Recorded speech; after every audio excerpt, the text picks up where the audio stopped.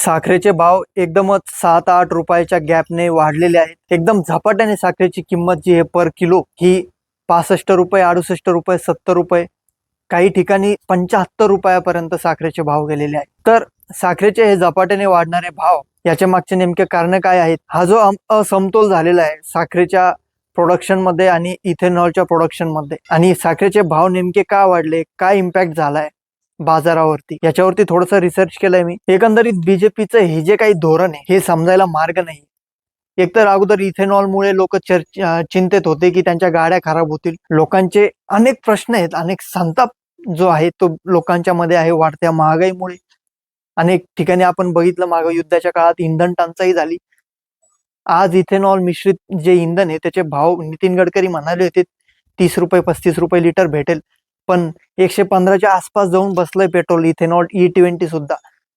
तर एकंदरीतच हा काही गोंधळ आहे जो काही सरकारने घालून ठेवलाय. त्यात फक्त सामान्यांचं नुकसान होताना दिसतंय, सामान्यांची जी काही फजिती आहे ती होताना दिसते. आता साखरेचे भाव हे ग्रॅज्युअली हळूहळू पुढच्या काही 1-2 महिन्यामध्ये सणवार जेव्हा येतील तेव्हा ते भाव 100 पर्यंत जाण्याची शक्यता साखर तज्ञांनी वर्तवली.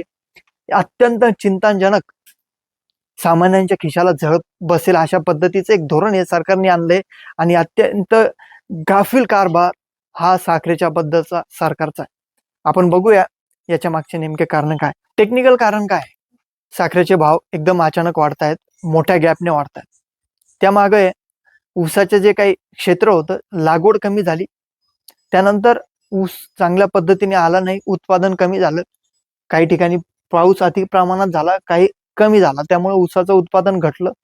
शेतकऱ्यांना जे काही उत्पादन अपेक्षित होतं त्यापेक्षा कमी आलं, त्यामुळे साखरेचा तुटवडा आहे, हे एक कारण आहे. पण दुसरं मुख्य कारण जर बघितलं, 2024 आणि 25 या हंगामामध्ये 259 लाख टन ही जी साखर आहे ती निर्माण झाली. 2025 ते 26 मध्ये 274 लाख टन इतकी साखर निर्माण झाली. भारताच्या साखर निर्मितीचे हे आकडे आहेत, आणि आपल्याला रिक्वायरमेंट असते दरवर्षी 285 लाख टन, म्हणजे संपूर्ण भारताला 285 लाख टन इतकी साखर वापरासाठी लागते. तर या ठिकाणी तुम्ही स्पष्ट बघू शकता ज्या पद्धतीने 259 टन जे आहे, 259 लाख टन 2024-25 ला ती निर्माण झाली, आणि 274 2025-26 या हंगामात जे 274 पर्यंत आकडा गेला. म्हणजे आपण उत्पादन जे आहे, जी तयार होणारी साखर आहे ती कमी झाली आणि आपली रिक्वायरमेंट वाढली. हे हे त्याच्या मागचं कारण आहे. आता 50 लाख टन साखर निर्माण होण्यासाठी जितका ऊस लागतो, तो ऊस आहे तो इथेनॉल निर्मितीसाठी सरकारने आदेश दिला की तो ऊस तुम्ही इथेनॉल निर्मितीसाठी वापरा. म्हणजे 50 लाख टन जी साखर तयार होणार होती ज्या ऊसापासून, तो ऊस इथेनॉल निर्मितीसाठी वापरण्यात आला.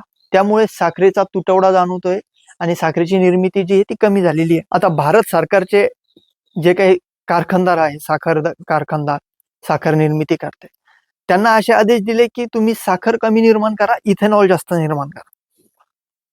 आता यांनी काय झालं, ते बॅलन्स हुकलं सगळं. आता साखर किती पाहिजे, आपली रिक्वायरमेंट किती आहे भारताची दरवर्षी, तो डेटा कलेक्ट केला नाही सरकारने, आणि त्या ठिकाणी जास्तीत जास्त इथेनॉल तुम्ही निर्माण करा, साखरेचे भाव वाढू द्या काही पण.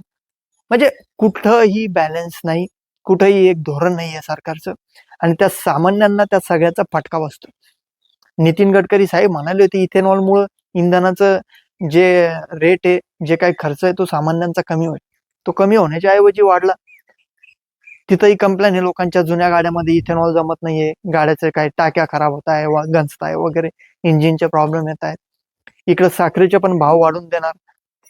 तर यामध्ये लॉस जो आहे तो सामान्य जनतेचा होतो. यामध्ये काहीतरी उपाययोजना करून हे बॅलन्स जे आहे, इथेनॉल निर्मितीसाठी लागणारा ऊस आणि साखर निर्मितीसाठी लागणारा ऊस, हे कुठेतरी एका जागेवर येणं गरजेचं आहे. याच्यावरती काहीतरी समतोल साधून पर्यायी मार्ग काढणं गरजेचं आहे.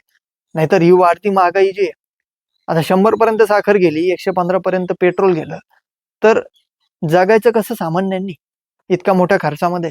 साखर दैनंदिन जीवनातला हा महत्वाचा भाग आहे. लोक साखर खाणं तर बंद करणार नाही. तर हा एक गंभीर मुद्दा नक्कीच आहे, याच्यावरती बारकाईने सरकारने काहीतरी उपाययोजना आणणं, तात्काळ आणणं गरजेचं आहे. म्हणजे एकीकडे ऊसाचं उत्पादन पण कमी झालं आणि साखर निर्मिती कमी करण्याचे आदेश सरकारने दिले आणि उलट तुम्ही तो जास्तीत जास्त ऊस इथेनॉल निर्मितीसाठी वापरा असा आदेश, असा दबाव कारखान्यावर जर असेल तर हे थोडंसं गंभीर प्रकरण नक्कीच आहे. आता उत्तर प्रदेश हे जे राज्य आहे हे काय वादात राहतं, तर उत्तर प्रदेशमध्ये प्रायव्हेट कंपन्या ज्या आहेत, प्रायव्हेट जे काही लोक आहेत त्यांच्या कंपन्या स्वतः चालवतात, त्याच्यामध्ये सरकारचा हस्तक्षेप नाही असे कारखाने तिथं आहेत. म्हणजे प्रायव्हेटायझेशन आहे त्याचं साखर निर्मितीमध्ये. तर त्या ठिकाणी घडतं काय, की ते जे लोक आहे त्यांचा इम्पोर्ट एक्सपोर्टचा जो काही बिझनेस आहे त्याच्यामध्ये सरकारचा हस्तक्षेप डायरेक्टली नाहीये. उत्तर प्रदेशमध्ये साखर कारखाने जे आहेत ते इकडं भारतामध्ये काय कॅल्क्युलेशन आहे, किती गरज आहे, काय आहे, काय रेट आहे, काही घेणं देणं नाही त्या उत्तर प्रदेशच्या साखर निर्मिती कारखानदारांना.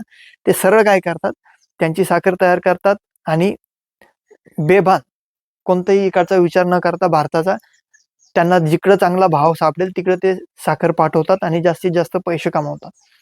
म्हणजे उत्तर प्रदेशचं जे गणित आहे, तिथली जी साखर निर्मिती आहे ती भारताच्या उपयोगासाठी नाही असं आपल्याला म्हणता येईल. उत्तर प्रदेश सरकारचं त्या प्रायव्हेट कारखानदारावरती कंट्रोल नाहीये, याचा परिणाम भारतावरती होतो, भारताच्या बाजारपेठेवरती होतो आणि डायरेक्टली सामान्यांना त्याची झळ बसती, सामान्यांच्या खिशाला त्याची झळ बसती. हे थोडंसं गंभीर आहे. आता साखरेचा तुटवडा आहे म्हणून 10 लाख मेट्रिक टन इतकी साखर जी आहे ती इम्पोर्ट करण्याचा भारत सरकारने निर्णय घेतलाय. 10 लाख मेट्रिक टन इतक्या मोठ्या प्रमाणात साखर आता आपल्याला बाहेरून घ्यायची. आणि गंमत अशी आहे, ब्राझील नंतर दुसऱ्या नंबरला आपण जास्तीत जास्त साखर निर्मिती करणारे आणि ऊसाचे जे काही उत्पादन करणारे शेतकरी आहेत ते भारतामध्ये. ब्राझील नंतर दुसरा नंबर भारताचा लागतो ऊस उत्पादनामध्ये. तरीही आपल्याला 10 लाख मेट्रिक टन इतकी साखर बाहेरून जर घ्यायची म्हणजे तर आपलं धोरण कुठंतरी चुकतंय ना मंडळी. याच्यावरती थोडस हे जे काही तज्ञ लोक आहेत जे सरकारला सल्ला देतात त्यांनी बघावं, इथेनॉल निर्मिती आणि साखर निर्मितीवरती थोडंसं बघा. कारण आज साखर तुटवडा झालाय, उद्या चालून मका आणि जे काही राईस आहे तो इथेनॉल निर्मितीसाठी लागतो.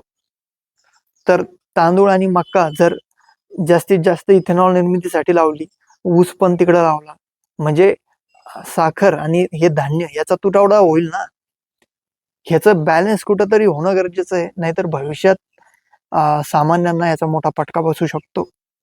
तर कृषीप्रधान देश आहे आपण, आपल्याकडे पोटेन्शियल आहे जास्तीत जास्त साखर निर्माण करण्याचं, तरीही आपल्याला 10 लाख मेट्रिक टन म्हणजे ती साखर येणार भारतात, त्याचा इम्पोर्टचा जास्त खर्च होणार, ती साखर फिल्टर होणार, नंतर ती डिस्ट्रीब्यूट होणार, त्याला खूप जास्त खर्च येणार आहे आणि त्याचे भाव जे म्हणजे सध्याच्या डेटानुसार 60 ते 62 रुपयाच्या खाली येणार नाही, जरी आपण एवढ्या मोठ्या प्रमाणात साखर बाहेरून घेतली.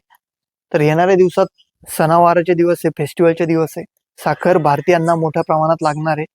तर हा आकडा 100 पर्यंत जातो की काय अशी भीती निर्माण झालेली. मंडळी, एकंदरीतच साखरेबद्दलचा, साखर निर्मितीबद्दलचा हा थोडासा कॉम्प्लिकेटेड विषय तुम्हाला लक्षात आला असेल मी अशी अपेक्षा करतो. आणि याबद्दल तुमची काय प्रतिक्रिया आहे कमेंट बॉक्समध्ये सांगा. व्हिडिओ तुम्हाला आवडला असेल जास्तीत जास्त लोकांपर्यंत शेअर करा.